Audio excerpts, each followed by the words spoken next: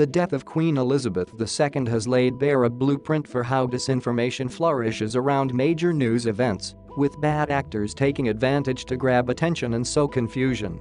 As Britain mourned its longest reigning monarch, social media users shared digitally altered photos and other misleading content, blaming her death at 96 on causes other than old age, including COVID-19 vaccines and Hillary Clinton.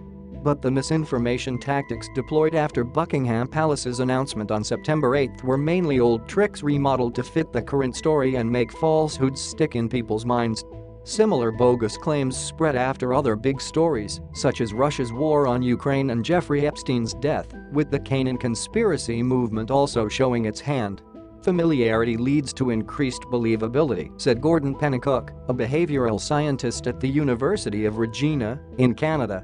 Warning signs of disinformation sprang up as soon as the Queen went under medical supervision, when imposter Twitter accounts disguised as news outlets published and relayed false updates on her status. The pace accelerated once the palace announced her death. People all around the world were aware of and impacted by the Queen's death, giving purveyors of misinformation a virtually limitless range of false narratives to choose from, said Dan Evon at the non-profit News Literacy Project, NLP. Among the deluge, a months-old video of dancers outside Buckingham Palace was passed off as an Irish celebration of the death. A fake social media post purported to show former US President Donald Trump claiming the Queen knighted him. A manipulated photo made it look like Meghan Markle wore a t-shirt saying, "The Queen is dead."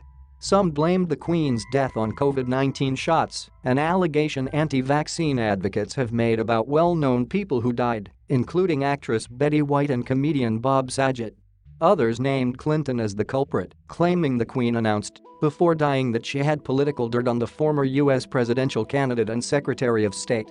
That made-up statement has been attributed to other world leaders. It is a long-running meme that plays off a conspiracy theory about the Clintons killing political opponents. Thanks for subscribing and liking. When big events happen, people in different communities, particularly activists, try to figure out if there is an angle for them there, said Mike Caulfield, a research scientist at the University of Washington's Center for an Informed Public, CIP. For an anti-vaccine activist, they figure out if the death can be mapped to vaccines. For a New World Order conspiracy theorist, maybe they map to Clinton or Epstein. Supporters of QAnon folded the Queen's death into their beliefs about a cabal of child sex traffickers, floating a range of baseless claims and hailing the event as proof of the legitimacy of their movement. The royal family, given Prince Andrew's heavily reported connections with Jeffrey Epstein, have always been fodder for the QAnon crowd, said Rachel Moran, a postdoctoral scholar at the CIP. One video popular in QAnon circles, which some supporters claimed showed a naked boy escaping Buckingham Palace, was actually an old promo for a fictional TV show. But it spread on TikTok, one of several QAnon-adjacent narratives that reached the mainstream. In the week after the Queen's death, media intelligence firm Zinal Labs tracked more than 76,000 mentions of the late monarch that referenced Epstein and his accomplice Ghislaine Maxwell, both convicted sex offenders, on social media, websites, broadcast and traditional media. Narratives linking the Queen to pedophilia, Clinton and the vaccines were mentioned 42,000, 8,000 and 7,000 times, respectively.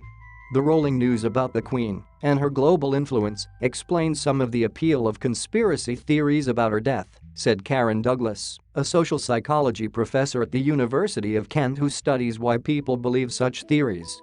Accepting mundane explanations for such a big event might be less convincing or appealing, she said. But there are ways to resist falling for false information. Media literacy organizations, including NLP and CIP, recommend cross-referencing online posts against trusted information sources and pausing before sharing. Even a few moments of reflection can often make a big difference, Pennycook said. Write in the comments what you think about this. And at the end of the video I ask you to subscribe and like. Thank you.